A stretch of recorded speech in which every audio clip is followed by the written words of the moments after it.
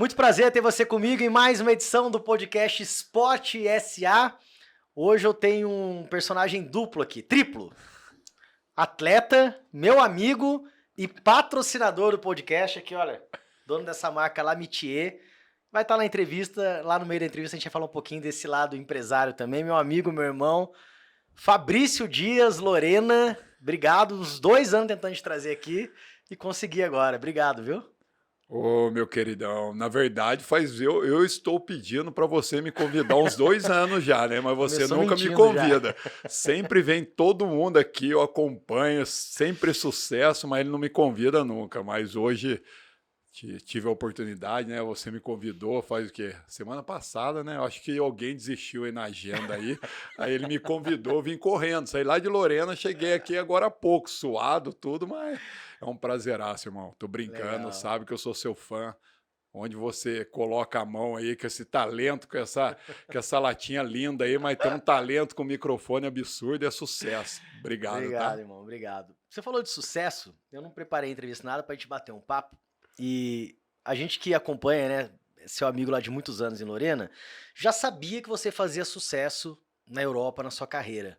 Mas no Brasil, praticamente ninguém te conhecia, tirando os amigos e obviamente, o mundo do vôlei que te conhecia. Mas tô falando de público geral, as pessoas não te conheciam muito, né? Então, assim, você divide a sua carreira um pouco, assim, em duas partes. Primeiro, a sua carreira já bem sucedida, já jogando lá na Europa, e depois uma explosão quando você vem pra cá fazer as finais transmitidas pela Globo? São duas Ah, carreiras?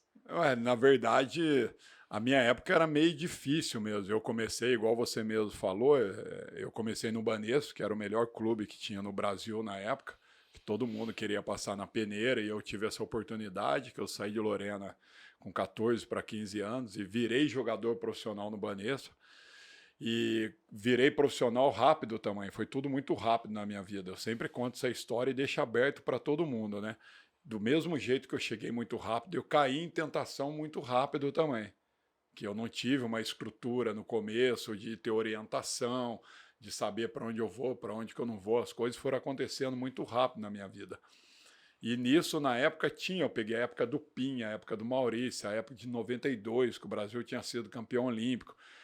Então ficava difícil você num time grande de começar a querer, às vezes, aparecer para a mídia. A mídia já tinha uns personagens dela, já que deu boom no voleibol. E eram os baita personagens, né? Baita personagem. Eu acho que todo mundo fala da geração do, se eu não me engano, de prata, né? Mas para mim, toda a história que eu ouço e conheço, até a própria história do Serginho mesmo, era que a nossa geração, todo mundo queria ser jogador de futebol. E quando o Brasil ganhou aquela Olimpíada contra a Holanda, eu acho que teve uma virada de chave gigantesca, que todo mundo queria ser jogador de voleibol. Eu lembro que, porra, eu até hoje falo pro Marcelo Negrão, é meu ídolo, entendeu? Marcelo Negrão, Carlão. E eu tive a oportunidade de jogar com todos esses caras. Então, viver aquilo ali foi muito legal. Só que até aí, resumindo, quando eu virei profissional no Banespa, fiquei 2 anos completamente. Eu sempre fui uma pessoa que amei treinamento, treinava demais, me dedicava demais, mas completamente emocional. Eu nunca tive racional, agia completamente. Eu era um jogador extremamente emocionalmente. Eu não tinha o equilíbrio do racional. Então eu tinha reações que era, pô, se fosse hoje eu estava preso, para falar a verdade. Eu não estaria nem jogando vôlei, eu era preso toda semana. Mas esse emocional que te polemizava era emocional que fazia você ser diferente em quadro também. Era diferente, mas hoje, com toda a minha experiência, assim, eu não mudaria muitas coisas, eu não mudaria do que eu fui, porque eu parei de jogar vôlei muito feliz. Porque eu falo para todo mundo, na verdade, na carreira não é o que você conquista. Isso tudo passa na vida e ninguém vai lembrar. Ah, eu sou campeão olímpico, sou campeão brasileiro, sou bi, não sei o que lá. Cara, na carreira o que você tem é que você, quando você para, você tem que estar bem contigo mesmo. Você tem que falar, cara, eu fui feliz, eu me dediquei em tudo que eu pude, eu fiz tudo que eu pude fazer, eu me doei todos os dias, não tinha tempo ruim para mim, sabe? Me dou bem com todo mundo. Aonde eu chego, todo mundo me abraça, todo mundo me beija, todo mundo brinca. Então, isso para mim é uma vitória absurda, porque eu acho que tinha o meu jeito, que não era um personagem, Que eu não entrava para jogar falando, hoje eu vou tomar cartão vermelho. Se fosse isso, era muito fácil, porra. Eu ia pagar algumas histórias da minha vida que eu ia pagar, que eu não ia deixar acontecer isso nunca se eu fosse um pouco mais racional. Mas era impressionante que você me conhece muito bem, eu era um cara muito calmo fora da quadra, sempre E é fui. difícil, agora preciso fazer uma pausa aqui. É difícil convencer as pessoas de que não, Lorena não é esse maluco da quadra, o cara é super de boa. Pô, você conversa com ele até mais quieto, até mais tímido, e ninguém acredita em você. Ninguém, cara. Todo mundo acha que é o maluco que via na quadra. Porra, Porque muitas vezes era um maluco na quadra. Era malucaço, e às vezes eu tinha esse problema com que eu tentei mudar algumas vezes.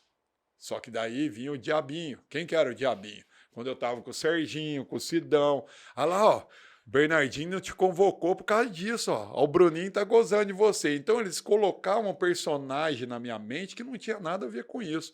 E aquilo ali me deixava maluco. Eu falava, o quê? Olha só o nível que eu era emocionalmente. Já não era criança. Eles entravam na minha mente e sabia que eu ia pôr fogo no jogo. Estava perdido, o jogo ia mudar completamente. Porque eles falaram, pô, se esse maluco aí começar a jogar, ele vai começar a virar bola de tudo quanto é lado e o time vai ganhar. E, pô, esses caras sabem como que eles são amigos, mas dentro da quadra e se odeiam. Eles querem se matar, eles se matam um e o outro. E eu era o personagem que ficava ali no meio, que era onde eles cutucavam, onde tinha gasolina para Pegava a pilha. pegava a pilha. Os outros cutucavam os outros e falavam, ah, fica quieto, nem ligava. Mas eu não, eu caía numa pilha absurda. Eu virava um bicho, entendeu? Aí a torcida me xingava, aí eu amava mais ainda. O cara me idolatrava, eu também xingava ele, aí virava tudo uma bola de neve. Quem gostava de mim eu xingava, quem me odiava eu aplaudia e aí ia embora. Então virava essa maluquice. Então eu criei, não era que eu criei. Na verdade eu tinha esse jeitão que quando eu pisava na quadra, eu virava um bicho para treinar, para jogar.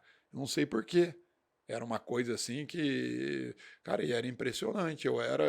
Eu falo isso para todos os meus jogadores, né? Que hoje eu sou empresário, sabe, jogador. Falo, pô, cara, se tiver 15% da força e vontade que eu tive, hoje em dia, você vira um bom jogador. Se for 50, você vai para a seleção brasileira. A gente vai ter muito para falar ainda de seleção, de um monte de coisa, mas só pra gente voltar lá, que a gente acabou mudando o assunto. Antes da carreira no Brasil, você foi pro exterior. Eu queria que você falasse um pouquinho sobre essa vida ainda não famoso aqui no Brasil, né? Mas peregrinando lá na Europa, sozinho, longe da família, longe dos amigos, ganhando a vida. Ah, foi difícil demais. O primeiro ano é complicado. Na época minha, quando eu fui para a França, meu primeiro ano, como você falou, já estava jogando em time bons aqui, já tinha sido segundo maior pontuador da Superliga, tinha perdido para o Anderson, que fez aquela Superliga maravilhosa na Ubre, foi convocado para a seleção brasileira e depois foi campeão olímpico, cara fantástico, que é hoje treinador do SESI. E aí eu fui para a França. Todo mundo, todos os brasileiros começaram a sair. Ninguém queria mais jogar no Brasil. E como eu estava jogando super bem, eu também queria ir para um campeonato bom. Ou era Itália, ou era França, ou era Polônia, ou era Rússia. Era o eixo, onde todos os bons jogadores querem iniciar. E aí eu fui para a França. Na época o meu empresário mandou para lá e completamente despreparado. Imagina, não falava inglês. Não falava nem português direito, até hoje não fala. Aí, naquela. Não falava francês. No francês, muito menos francês. Fiz um curso de um mês achando que eu já sabia falar tudo. Quando eu cheguei lá, o rapaz foi me pegar no aeroporto. Bonjour, comment ça va? Como vai? Eu fiquei olhando para a cara dele. Falei, o que esse cara tá me falando aí? Quer comer? Aí eu não sabia responder nada e ficava imitando galinha no aeroporto. Chicken? Eu falei, eu vou matar esse cara aí, mano. Primeiro dia já na França, eu puto. Falei, eu vou bater nele. Ele tá me irritando.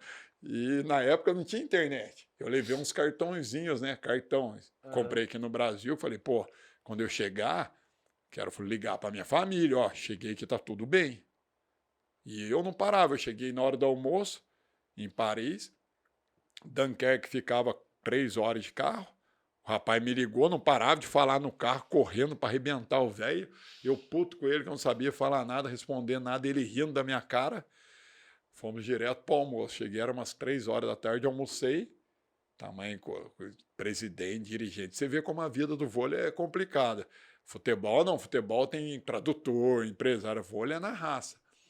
E aí fui para o ginásio, conhecer o time, conhecer a estrutura, conheci. Aí à noite o técnico me leva para o meu apartamento, ó, você vai morar aqui, tal, me deram dinheiro, o supermercado fica ali. E eu acho que era setembro a época. E eu com aquilo na cabeça, né? Olha só, eu tenho que ligar para minha família. E na época tinha orelhão. Olha o nível, cara. Tinha orelhão. Aí, pô, beleza. Me deram uma chave, e a chave, a cabecinha da chave era um plástico, a chave encaixava nela, e outra chave que abria a porta de baixo. Na França não tem porteira. Não existe isso na França. Todos os prédios não. É muito caro pagar a porteira. Não existe. E eu, tudo bem, desci. Horário de verão ainda. Liguei, falei com a minha família, ó, cheguei, bati papo, falei como que era. Na hora de voltar pro apartamento, só tinha o plastiquinho da chave. Não tinha mais a chave.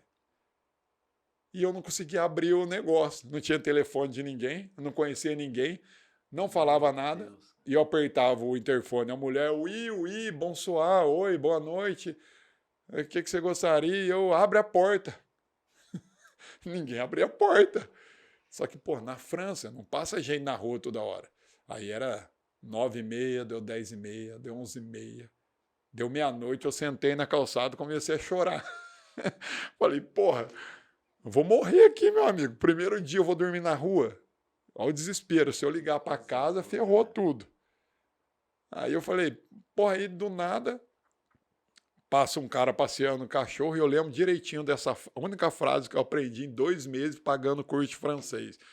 Que eu aprendi que era Je suis brésilien, eu sou brasileiro, e je ne sais pas parler français.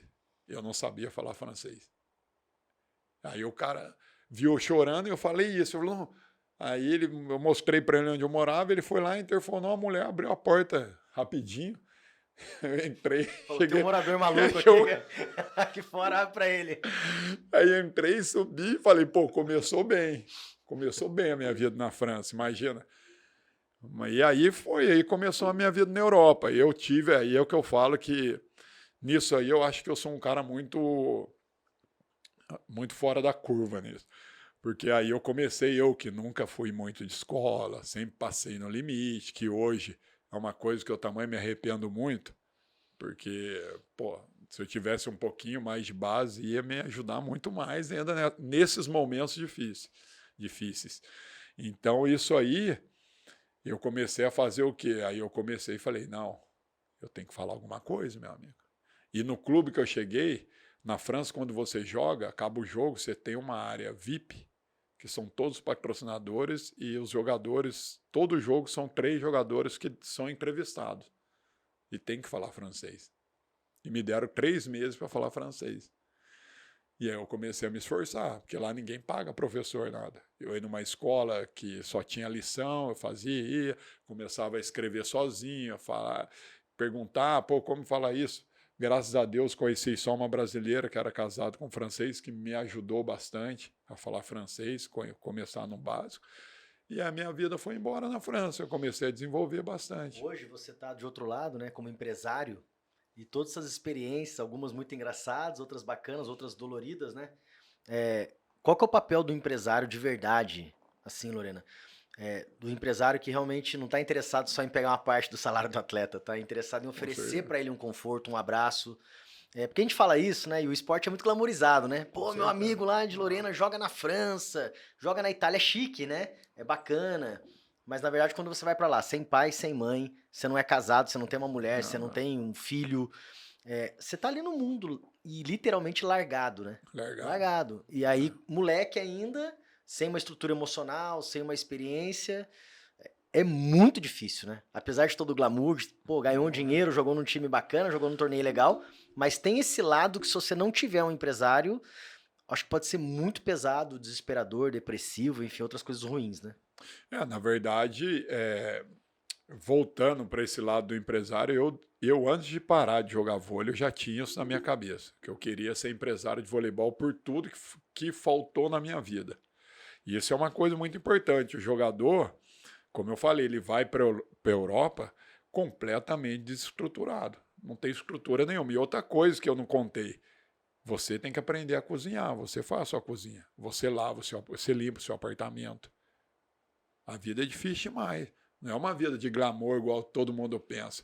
É a minoria que vai para lá, consegue chegar no apartamento, pagar uma mulher para limpar, ou na Itália já era mais estruturado. Na Itália a gente almoçava e jantava nos restaurantes, mas na França não tem. Em outros lugares não tem. Então a vida do empresário é o quê? Eu, pelo menos, não são todos que são assim. A minoria. Tem alguns muito bons, igual o GG, que sou muito fã dele, que é hoje um dos maiores empresários do Brasil, e eu acompanho muito o atleta. A maioria dos empresários assina com você, e muitos jovens caem nessa armadilha, que é o quê? Ah, eu te dou um par de tênis. Aí ele está lá na base. Quem que é esse cara? Ah, o cara é empresário do cara da seleção brasileira, do fulano, não sei o que lá. Aí o jovem vai, que é completamente diferente da Europa, assina com ele. Só que assinou, acabou. O cara volta a falar com ele daqui a um ano. Nem sabe se ele está precisando de alguma coisa. Se ele tá... Só que um garoto que não tem experiência nenhuma, ele também não liga. Tá com tênis novo e largado. E não sabe, ele não tem essa experiência. Eu não, eu pego um jogador, primeiro eu conto a minha história para ele, conto como que eu trabalho. Se o barco andar, a gente vai andar junto. Se o barco afundar, nós vamos afundar junto. Não mente para mim, não mexe com droga, não faz coisa de errada. Eu vou dar minha vida por você, eu vou te acompanhar onde quer que você esteja, eu vou estar do teu lado. Eu vou te ligar de 15 dias. Eu vou saber tudo que está acontecendo. Eu vou ligar para o seu técnico para saber por que você não está jogando, se você está trabalhando direito ou não. Eu faço um trabalho muito diferenciado, porque foi tudo que eu não tive na minha vida. E eu coloco isso tudo para eles. Então, hoje é uma coisa que vem dando muito resultado. Principalmente para jogadores meus que eu levo para a França. Portugal é mais fácil, que é a mesma língua, a cultura é muito parecida. Mas na França, por exemplo, eu tenho muitos e muitos jogadores que o primeiro ano sofre demais. E aí eu pego o carro, vou até lá o clube, passo 2 dias com eles. Porque o jogador, quando ele está jogando bem, tudo vai bem. Mas é normal que qualquer esportista de alto rendimento ele vai jogar mal. Claro. E quando ele joga mal, aí ferrou, meu amigo. É a minoria que tem um psicológico absurdo. E aí começa a arrumar desculpa que a água está quente, o treinador não gosta dele, o trabalho não é bom, a estrutura já não tem anti-inflamatório.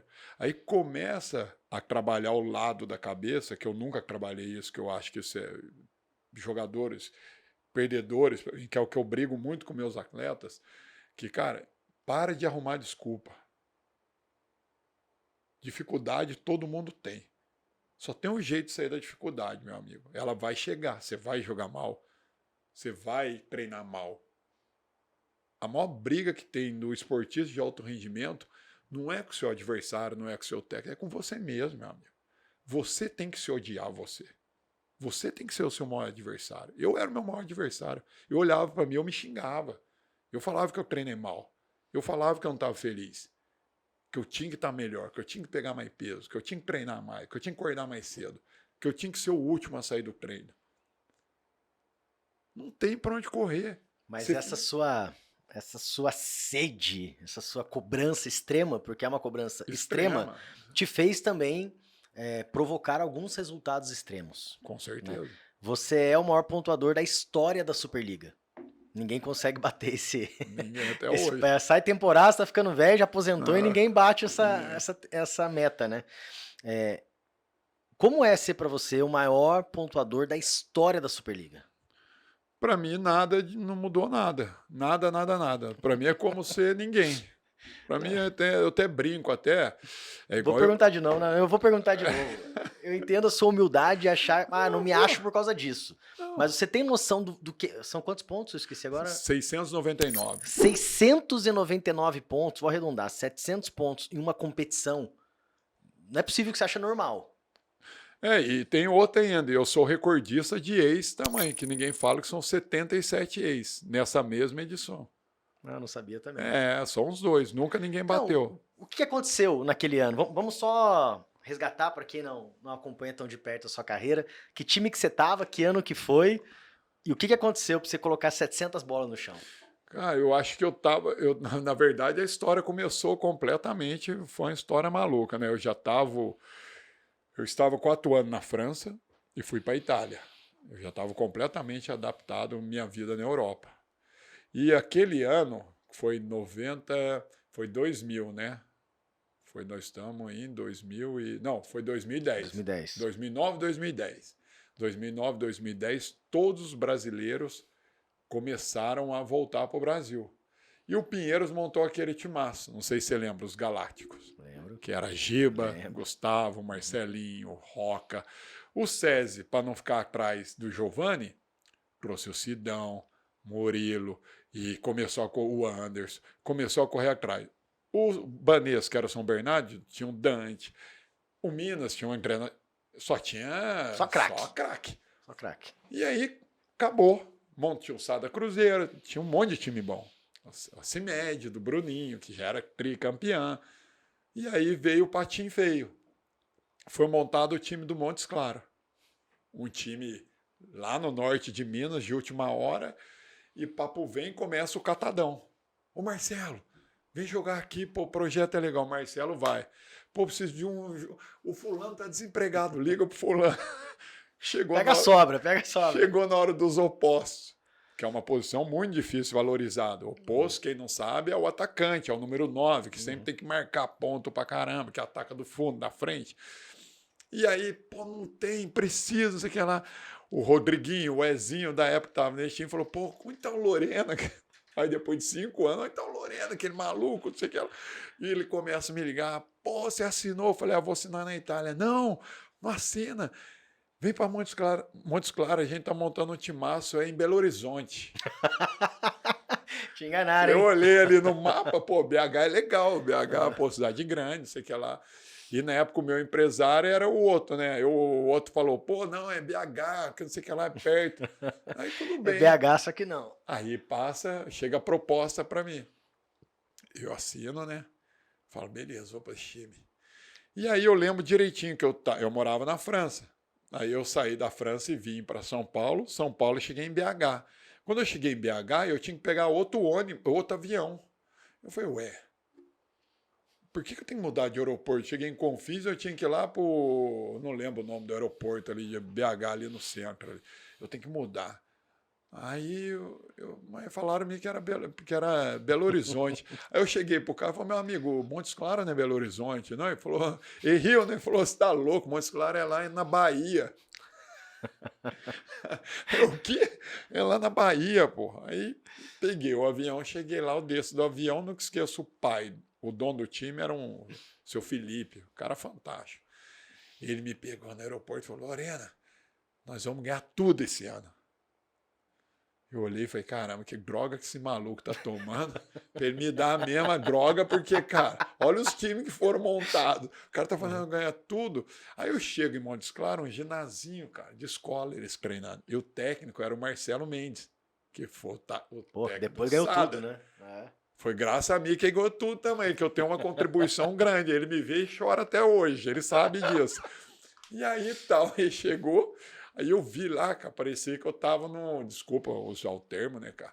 Mas os meninos tudo sujo, sabe? Sujo mesmo, poeirado. Parecia aqueles moleque na África, assim, jogando vôlei no barro. Eu olhei aquilo, eu fiquei meio chocado. Falei, caramba. E ele era diferenciado. Ele não tinha preparação. Ah, não, tem que primeiro ficar forte para saltar. Você já chegava saltando com ele. Ele não queria nem saber. Cara, caía a bola no chão, pegava a bola e jogava, se caía de cabeça, mais de 10 bolas, ele era igual com todo mundo. E aí cheguei nesse time.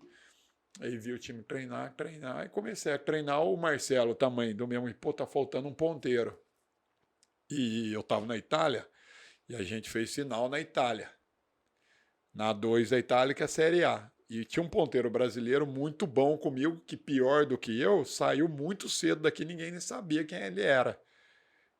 E aí eu falei, cara, ele quer ser pai, tem proposta da Turquia, que é uma fortuna, mas ele quer voltar para o Brasil. e que a mulher dele quer ficar grávida no Brasil para ter toda a assistência perto da família. E ele é um cara, trouxeram ele, era o Diogo. Pô, jogão. Pô, jogou demais, demais. E aí começou. Era um time completamente maluco, que eu nunca vi na minha vida. Saía porrada direto no treino, tinha que separar. E para ajudar, para aquecer, o Marcelo dava futebol, que ele gostava mesmo, que o couro comia. E o cara saía lá do gol, não foi gol, o outro saía, na hora que via, já tava embolotando, tinha que separar. Aí acabava o treino, tava dando um beijo um no outro. Pô, desculpa, passei do limite, foi mal. Parecia que todo mundo tá tomando testosterona ali, o nível de... Eu não gosto dele, deixa ele que eu pego ele no futebol, você vai ver. No vôlei eu não te pego, que não tem como. No futebol os caras ficavam igual o jogo de futebol. O cara pegava a bola e dava. Eu falei, cara, vai acabar o campeonato, não vai ter ninguém. E aí começou o campeonato. Mineiro, campeão, ganhamos do Minas lá dentro do Minas, lotado, 3-2. Aí veio o Globo Minas, que era Sada, batemos no Sada de olho fechado, o time Sada investindo milhões e milhões, batia neles de olho fechado, rapidinho acabado. E aí pegamos o Minas, coitado do Minas, batia neles, tamanho de tudo, que eles não sabiam mais o que fazer. Achava que a gente tá dopado, alguma coisa, falava que ia chamar não sei quem. E aí pegamos esse torneio Globo Minas, batemos na CIMED em todo mundo na Globo. Mas os caras, caramba, tá com quem doido que veio esse maluco? Esse Lorena aí, doido que ele saiu. Que eu saí daqui cedo. Eu voltei com 28 anos. Entendeu? Fiz 29. E aí foi o ano que deu tudo certo, toda a bola entrava, todo o saque entrava. Tudo certo. Eu tava no meu auge de forma física, meu auge assim de agressividade, treinamento absurdo, caí num time que só tinha leão. Todo mundo tava morrendo de fome, porque a maioria era jogadorzaço que tava morrendo de fome de querer estar num time melhor. Então, por exemplo, com todo respeito, a gente brincava nesse time que eu achava que era super sadio e saudável. Pô, o Pinheiros vai vir aqui, o time da Sky. Quanto que o Giba ganha? Ah, o Giba ganha 2 milhões. O Diogo, cara, eu ganho 100 pau só. Vou matar ele aqui hoje. Eu vou dar de mão fechada. Não pelo Giba. O Giba é o Giba. Para mim foi o melhor jogador de vôlei que eu vi jogar, ele e o Ricardinho. Cara, fenomenal. Mas tinha essa vontade de querer chegar lá. Chegar lá. Isso eu achava fantástico naquele time. Podia vir qualquer adversário. E aí a gente tava num ginazinho. E aquele ginásio gigante, cabe 10 mil pessoas. O teto era arrebentado, que antigamente tinha motocross, os caras ficavam dando tiro. Tanto que lá, quando chove, não tinha jogo. E o cara levou a gente lá, falou, aqui que nós vamos jogar, ó. Nós vamos lotar isso aqui. Eu falei, cara, eu quero saber que droga que esse maluco tem. 10 mil pessoas, não tem como. Tanto que hoje eles jogam lá, não dá nem 1000 pessoas. Cara, é muito grande isso aqui. Cara, e lotava, né? Lotava. Eu nunca vi isso na minha vida. Foi uma coisa assim, resumindo rápido, para não parar muito nessa história, foi o melhor ano da minha vida. Eu virei um cara assim, garoto propaganda de Jornal Nacional, Globo Esporte com o Bruno Lohan, toda hora na televisão. E era uma coisa que eu não gostava. E eu falava isso para todo mundo. E foi uma coisa completamente natural, pelo meu estilão mesmo. Porque eram tanto star, tanta campeões olímpicos, com a personalidade igual, e parece um maluco completamente diferente numa cidade que tinha tudo para dar errado, que comprou o vôlei, que dava 10 mil pessoas, que ninguém acreditava naquilo no ginásio, que nunca existiu aqui, e virou um boom. Virou um boom e o time chegou na final. Então foi aquela coisa assim de, cara, maluquice. Mas no melhor ano da carreira, sendo o melhor saque, que eu não sabia, maior pontuador da história da Superliga. Qual o tamanho da injustiça do Lorena nunca ter vestido a amarelinha? Eu acho assim, cara, eu sempre falei isso e nunca escondi, né? Se fosse estatisticamente, no mínimo convocado para a seleção brasileira, eu tinha sido convocado. Mas eu tinha que ter jogado um torneio de não, por exemplo, que não tem expressão. Um sul-americano, por exemplo. Vou levar ele. Só para falar, aí foi, e sei que lá. Por que eu falo isso? Porque não foi só eu, teve mais alguns, tá? Hoje eu peguei uma geração muito cascuda também, que foi a melhor de todos os tempos e respeito. Só que naquele ano 2009, 2010, estava mudando o oposto. O André Nascimento já estava saindo, O Anderson já estava saindo e tinha 2 vagas. O Visoto já estava na seleção, certo? E o Wallace estava vindo junto comigo, só que o Wallace era bem mais novo do que eu. Tudo bem, mas eu bati nele na semifinal. Eu bati em todo mundo, eu fui o melhor disparado. Não é porque eu sou Lorena, não. Eu fui um absurdo. Sim, naquele ano, naquele momento. Eu fui o que o Gilson foi, eu fui o que o Anderson foi, todos foram convocados. Eu fui aquele cara. E eu fui convocado e fui cortado. E isso você conversava com qualquer um do meio, eu não seria cortado. Porque não teria por que me convocar e me cortar. Não precisava disso. Estatisticamente eu estava um animal. De onde vinha era caixa. Falando linguarada que todo mundo gosta de escutar. De onde vinha era caixa. Eu estava na fase que não tinha bloqueio, não tinha ninguém, não tinha. Eu ia para cima, eu estava com nível de confiança que passava em qualquer lugar. E eu, tudo bem. Eu fui cortado, aceitei de boa, tal. Nem resmunguei, não falei nada. Um monte de jornalista me ligando, tal. Ficou por isso mesmo. Meti o pé para a França, fiquei lá nas férias. Fui para a Itália. Falei, não vou jogar no Brasil, não. Joguei no Perugia.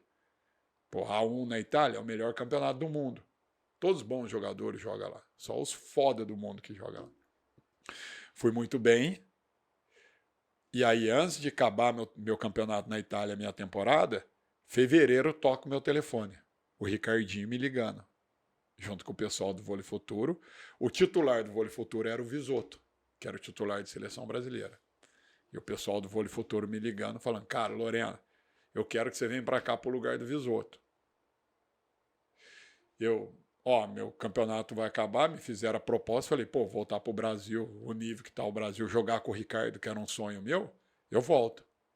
Eu adoro o Visoto, sou amigo dele, o cara fantástico, um baita jogadorzaço, com um perfil completamente diferente do meu.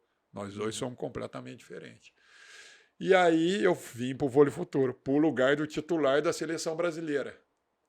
Certo? E o time do Vôlei Futuro aquele ano era Visoto, Lucão, Mário Júnior, Timaço. Eles não chegaram em lugar nenhum. E eu vim pro Vôlei Futuro para jogar com o Ricardinho. O que aconteceu? O Ricardinho estava fora da seleção há muito tempo, era a Olimpíada de Londres, 2012. Eu vim pro Vôlei Futuro e arrebentei de novo. Foi o melhor pontuador da Superliga de novo. Não fiz 699 pontos, mas fiz 600 e pouquinho. Sou convocado de novo, eu e o Ricardo. Encaixadinho ali. Encaixadinho, voando. Vim pro lugar do Visoto e levei o time para a final. Eu rendi muito mais, com todo respeito. A história do Visoto mundialmente é muito maior do que a minha, tem nem comparação. O baita jogador que ele é, sou fãzaço dele. Mas naquele ano eu fui muito melhor do que ele. Eu rendi muito mais do que ele com o Ricardo do que ele, porque o Ricardo é maluco. O Ricardo me xingava, eu xingava ele. O Ricardo falava que ia bater em mim, eu batia nele primeiro. Então, ficou por isso mesmo, nós ficamos melhor amigo um do outro. Não tinha negócio, vai bater em mim, o Ricardinho não pode falar com ele. Ah, é? Você vai ver no vestiário, eu vou quebrar a sua mão, seu jaqueiro. E aí ficamos amigão. Se demos bem fora e dentro da quadra. E aí os dois foram convocados. E aí, de novo... Só que não. Sai a convocação, tô lá, na hora que sai a outra lista para ir para Saquarema, meu nome não tá. Porra. Aí tem alguma coisa de errado. E aí foi aí que eu falei. Todo mundo ligando, eu falei, cara, eu não sou convocado porque eu não faço parte da família do Bernardinho. Se pegou mal, se chegou mal para ele, não tem problema nenhum. Eu não tenho nada contra o Bernardinho. O Bernardinho e o Zé Roberto, para mim, são os dois melhores técnicos do Brasil disparado. São vencedores absurdos, são inteligentes absurdo. São bons exemplos para todo mundo. Mas eu, Lorena, como jogador e ele como técnico, eu acho que ele, estatisticamente, ele deveria ter algum problema comigo. Porque, no mínimo, isso é fato. Em qualquer outro técnico, me levaria. Porque hoje você vê o tanto de jogador perna de pau que é convocado, nunca chegaram numa final de Superliga, nunca fez nada, não jogou bola com ninguém, nunca bebeu com ninguém, nunca fez nada, é convocado de seleção brasileira. Porra, eu sou recordista de ponto da história. Nunca ninguém fez igual. De história, de ponto, de ex. Voltei e fiz melhor ainda. Joguei com todos os caras, jogava, era o melhor do time, um dos melhores, sempre o maior pontuador.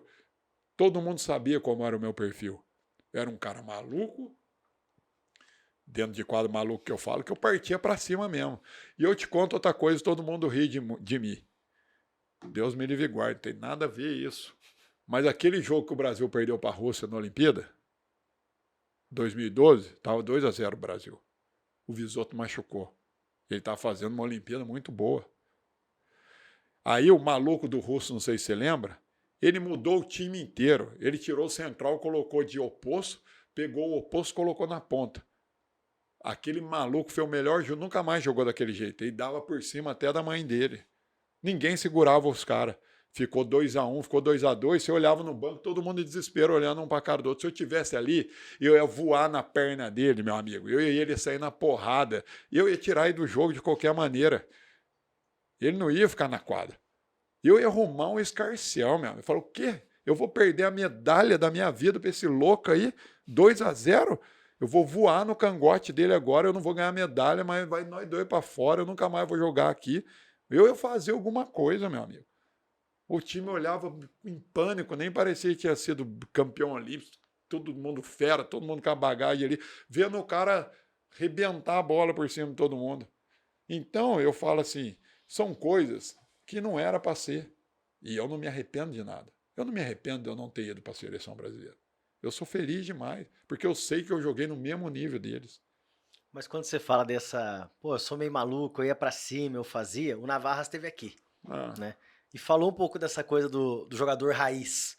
Meu, às vezes os caras se pegavam ali, era porrada no vestiário, era isso e aquilo, mas eu sempre vi os caras muito fechados, assim, com um projeto, com um time que foi formado, sempre houve muito respeito. E ele falou, porque, pô, na época que eu tava lá, em outros times, não tinha o bendito do celular. Falou, a diferença gritante é que antes os caras se pegavam na porrada, brincava, saía junto. Hoje, acaba o treino, vai todo mundo pra sua todo cabininha mundo. e fica ali no Instagram. Ele falou isso. E isso, ele falou, mexe comigo de uma forma absurda, porque ao mesmo tempo que há um maior equilíbrio, né? Há talvez um equilíbrio mental maior, ele falou, cara, é frio. Você É, pegou essa época de. lógico que eu peguei. No final da minha carreira, eu briguei muito com a molecada, entendeu? Que perdia jogo, a molecada chegava no vestiário, pegava o celular combinando aonde que ia, aonde que ia fazer, e eu com 40 anos tacando cadeira pro alto, xingando todo mundo, quase morrendo de tanto treinar. Então a responsabilidade, ela mudou demais. Isso é fato, entendeu? Mas assim, com certeza o jogador raiz, os nossos exemplos eram diferentes. Pô, peguei Pinha, peguei o Giba no começo, peguei o Ricardinho no começo, o Gustavo, coitado, bateu tanto em mim, filho. Hoje o Gustavo, ele estava preso, ele batia de cinto em mim. Saí do treino, ele treinava mal, ele chegava na casinha no Banês, ele colocava a gente fileira. Se eu conto isso, ele fala que é mentira. Colocar a gente fileira de cueca assim, vinha dando sentar na bunda de todo mundo, assim, ó. Eu até envergava de dor até. Isso é uma das coisas fáceis que ele fazia, sem contar o resto que eu não posso nem contar aqui. Entendeu? Então, imagina você hoje fazer uma brincadeira dessa. O cara pega o celular, salta ali um vídeo, você vai preso, você não joga vôlei todo. Ah, uma coisa, você é louco, isso não é coisa isso é coisa de louco, não pode existir. Ah, eu gostava. Eu gostava. Ah, você é louco? Eu gostava, porque desde que, de novo, eu tinha que arrumar uma estratégia. Quando que ele ia vir aqui para a gente pegar eles, eu ia na casinha deles, que ele morava na casa, eles eram juvenil, roubava o negócio da eletricidade. Você ia estar na guerra. Você tinha que se virar com as armas que você tinha. E você começava a evoluir e criar a casca. Você falou de Entendeu? evolução e de geração nova. Qual que é a sua análise hoje do nível em aspecto mundial da seleção brasileira? Perdeu-se só o romantismo ou realmente o nível é outro? Marcelo, eu acho que é diferente, assim, perdeu, assim, é meio difícil, né? A seleção brasileira de voleibol tem que respeitar bastante. Foi feita muita coisa no passado e tem um nome muito grande. Então, só que a geração mudou demais. Para mim, é a mesma coisa que vem acontecendo com o futebol vai acontecer com o voleibol agora. Perderam aqueles caras né, que carregavam o piano, que tinha aquela personalidade de entrar na quadra, saber, igual você está falando, raiz mesmo, entendeu? Fechar no mundo dele ali, naquilo ali, e falar, meu amigo, se eu precisar ficar aqui 20 horas treinando, lamber no chão, eu vou lamber o chão.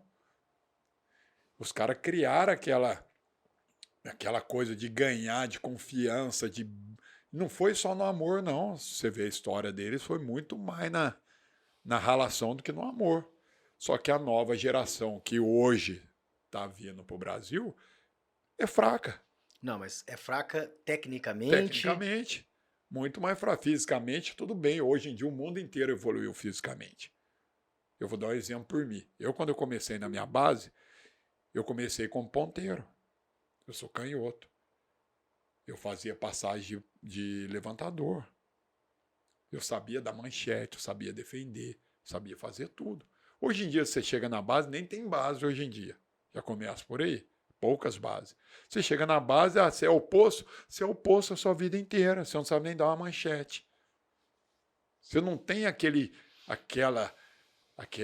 leque que os jogadores antigos tinham.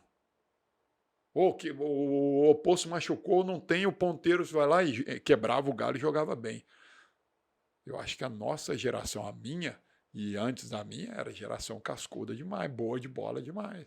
Mas o cenário mundial hoje, apesar de você ter falado que tem que respeitar o Brasil pela história, pela camisa, por ter lá o Bernardinho enfim, e sempre vai estar na briga, mas tecnicamente a gente ficou muito atrás. Hoje você mora na França, não sei se as pessoas sabem, né? Você mora na França, acompanha muito de perto o vôlei europeu. O nosso vôlei está abaixo da média mundial hoje? Não, abaixo não, porque o Brasil, você vê na última Olimpíada, o Brasil brigou pela medalha de bronze, perdeu para a Argentina. Eu acho que a gente nem precisa se comparar com o nível mundial, só comparar com o nível sul-americano. Hoje a Argentina está ganhando muito mais da gente do que o Brasil ganha deles. Antigamente não tinha nem... Há pouco tempo que eles foram campeões em cima da gente aqui, sul-americano, não sei, se eu não me engano, pode me corrigir. Eles nunca tinham vencido o Brasil numa final, acho, se eu não me engano. Não sei quantos anos. Então hoje a gente vê que o nosso nível piorou bastante. E de Superliga? Quando você pega lá o francês, o italiano, o russo, o polonês e a Superliga Nacional, também hoje tá fora desse equilíbrio? Não, eu acho que nível assim, nacional de Superliga, eu coloco a gente ainda... Hoje, esse ano aqui, está um ano muito equilibrado. Melhor do que ano passado. Eu acho que no cenário hoje, eu coloco a gente entre os 4, 5 melhores campeonatos do mundo, para mim. Não tá, sempre foi muito bem visto. O jogador que joga bem no Brasil, muito bem, eu como empresário, ele tem mercado no mundo inteiro, entendeu? Por exemplo, para entrar no mercado da Itália, Série A1, onde joga o Bruninho, hoje eu acho que é só o Bruninho que está lá. Não, o Bruninho, o Cachopa.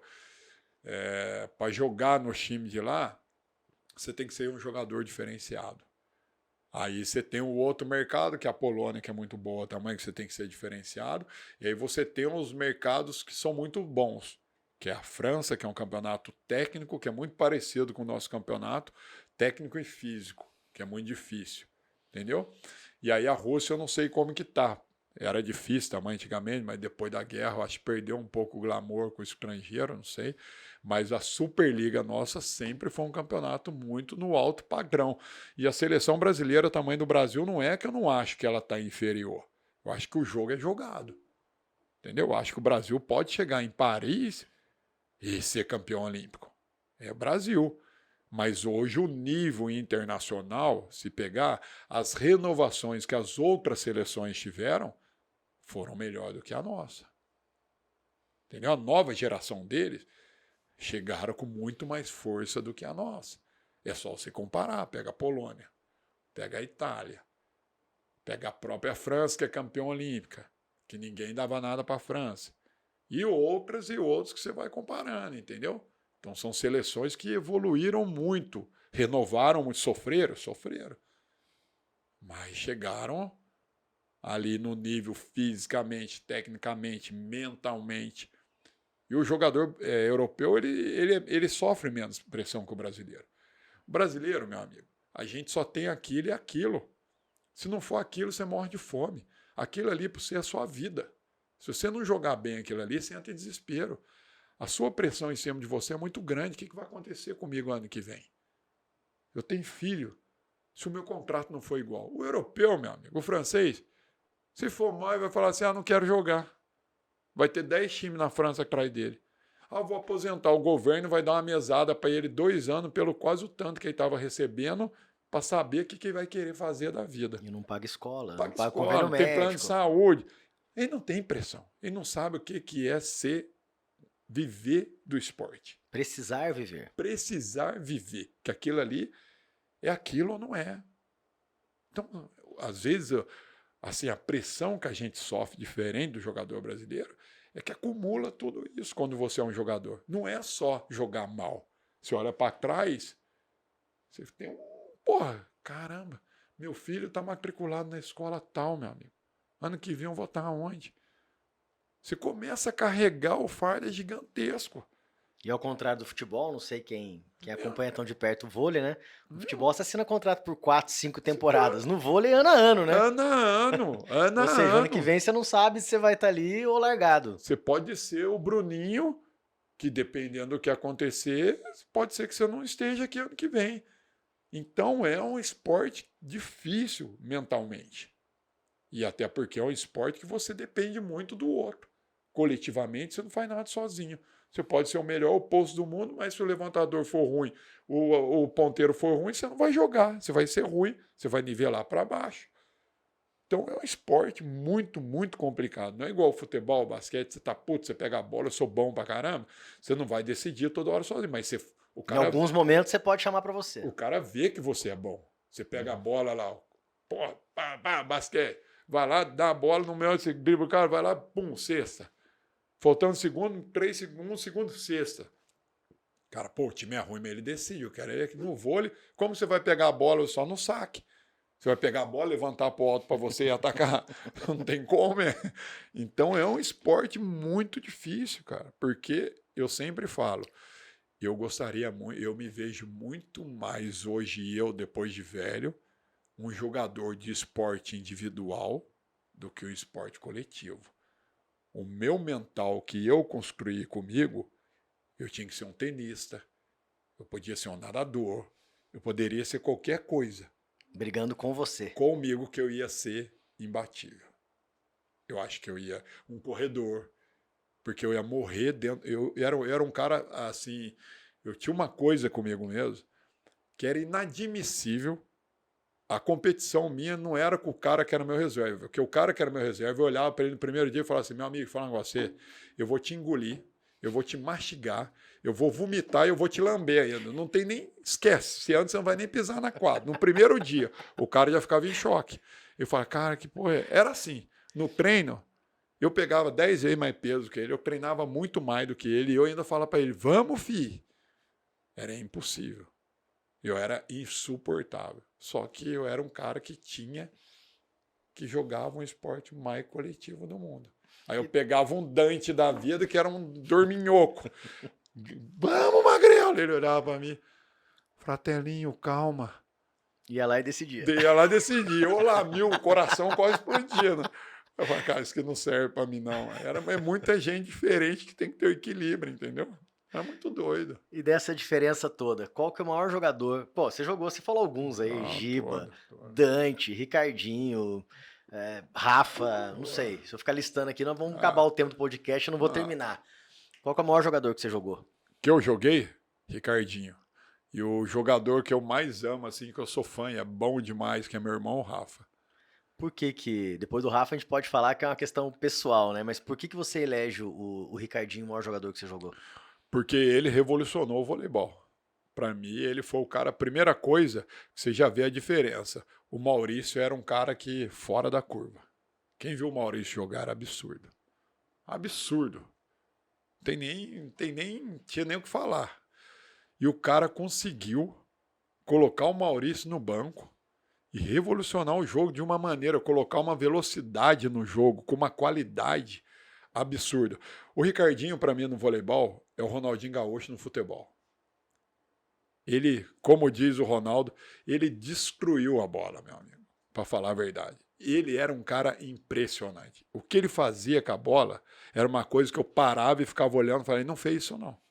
Ele não fez isso, ele está de brincadeira comigo que esse cara fez isso. Era impressionante a forma dele pensar.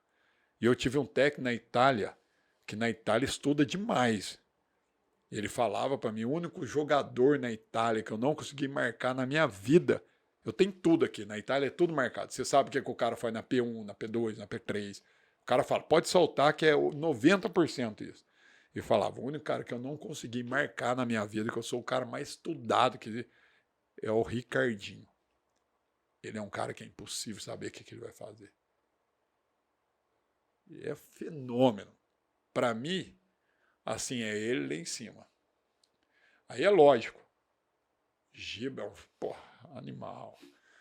Serginho. Dante, Gustavo, Murilo. Cara, tem gente boa demais. Até aqueles que não foram para a seleção, tem muito cara bom. E o Rafa? Rafa que é ídolo em Taubaté, né? Tá lá na Itália, agora voltou pro Brasil, mas se fez muito ídolo naquele timaço do Taubaté, né? Foi capitão, foi o grande ícone daquela geração. O Rafa apesar do Ricardinho ter sido o levantador talvez mais técnico, o Rafa bom de bola pra caramba e bom de coração também. O Rafa é diferenciado. Igual eu falo, o Ricardo, pra mim, é o cara, assim, de todos os jogadores que eu vi, assim, jogar, que pra mim é o Ronaldinho do futebol. O Rafa, pra mim, se eu montar o time, ele é o titular do meu time, não o Ricardinho. Você fala, pô, Lorena, como assim? Explica aí. Como assim? Eu falo, o Ricardo, eu amo ele, me dou super bem com ele, mas o Rafa é meu irmão. O Rafa é um cara profissional, o Ricardo também mas é aquela coisa mesmo, pô, a gente cresceu junto, entendeu? Eu sou padrinho de casamento dele, eu amo ele, conheço a família dele. O cara é um vencedorzaço também, entendeu? Vencedor, ganhou tudo na vida. Para mim, eu coloco ele na prateleira aí do Brasil, o Mundial também, para mim, entre os três também. Entendeu? É um baita, não é um levantador comum, não, é um baita levantador. É um cara fenomenal também, fora da curva. Então, eu monto o meu time, são 2 levantadores. É o Ricardinho e o Rafa. Mas e o Mag, e o Maurício, o Marlon, o Bruninho? Cara, é meu time, se eu montar os 2 levantadores, o Rafa e o Ricardo. Então, é muito Você falou de montar time brincando.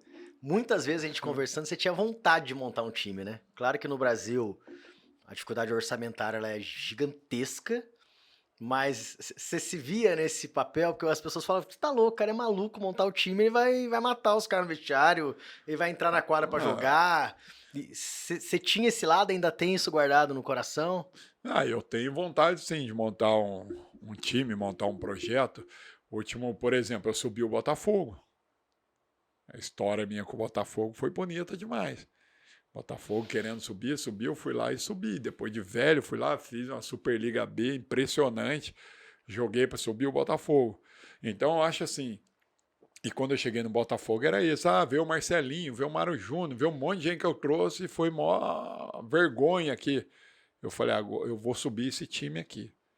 Porque eu acho, Marcelo, para você montar alguma coisa, primeira coisa, você tem que dar exemplo. Para mim, o que é dar exemplo? Você tem que dar uns 10 passos para trás. Eu tenho que pensar neles, não em mim. O que vai ser bom para eles? O que eu gostaria que fosse bom para mim? Primeira coisa, eu tenho que ter uma estrutura boa. Salário não pode atrasar de maneira alguma. Salário, você vem aqui trabalhar e não tem salário. Você tem que comprar comida para o seu filho, pagar aluguel, pagar e não entra o salário. Não tem como. Só que o problema é o que eu vejo no Brasil, que isso é uma crítica que eu deixo uma crítica positiva. Todos esses baitas jogadores que eu falei aqui, são tantos, né? Bastante. Eu falo isso com o peito aberto.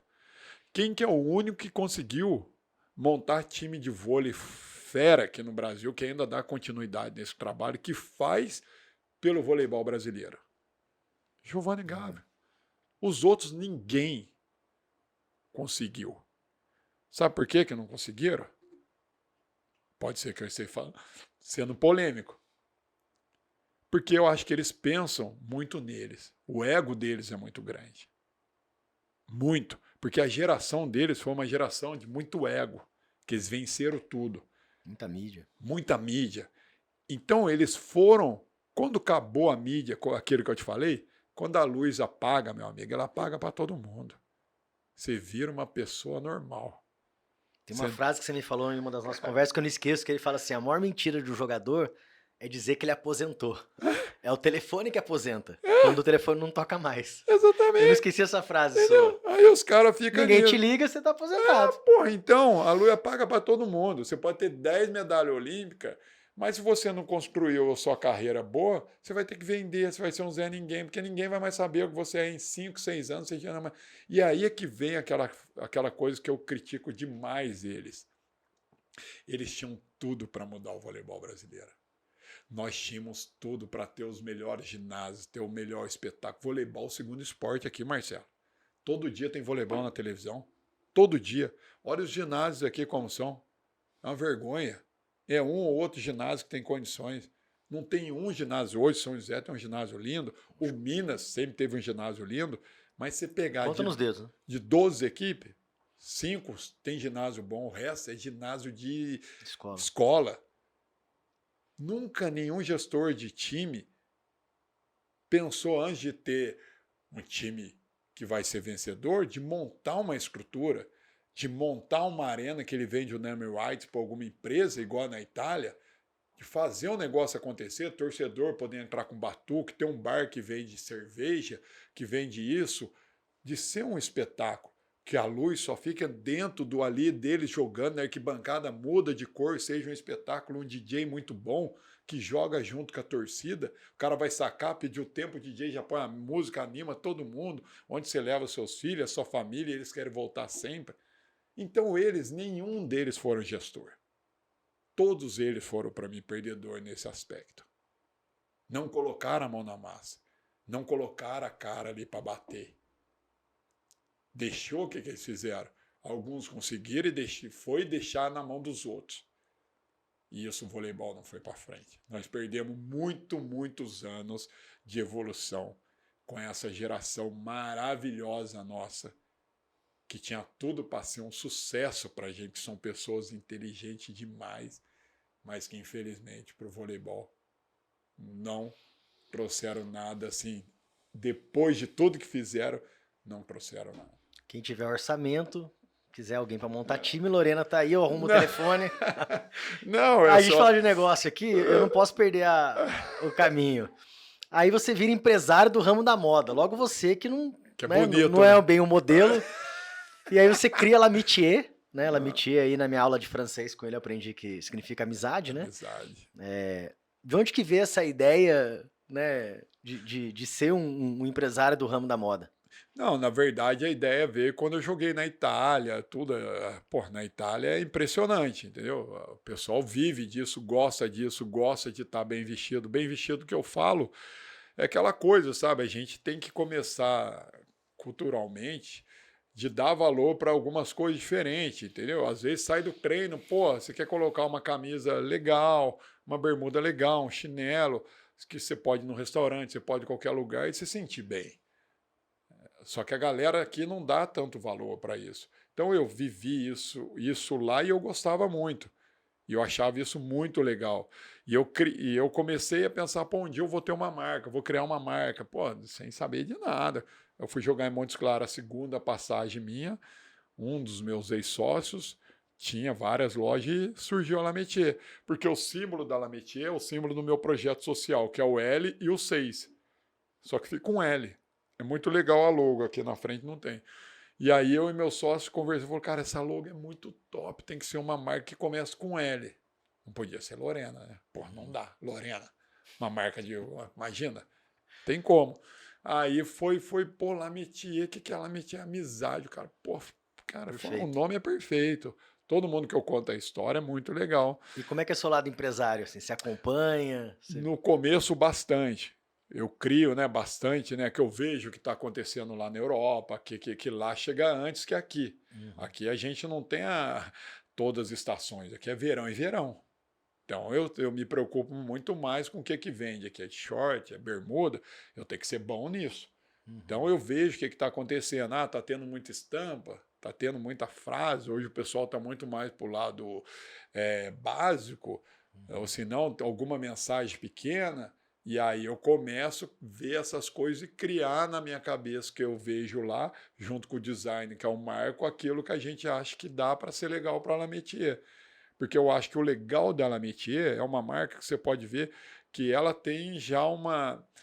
já tem um nicho legal. Você vê que sempre a marca é legal, é bem escrito La Métier, o básico é muito legal, não tem nada de estampa faltando com respeito com ninguém, não tem nada falando alguma coisa ou aquilo. Então, o nosso público é um público que a gente já tem mais ou menos em O mente perfil. o perfil, então nós já construímos isso, quem gosta da nossa marca.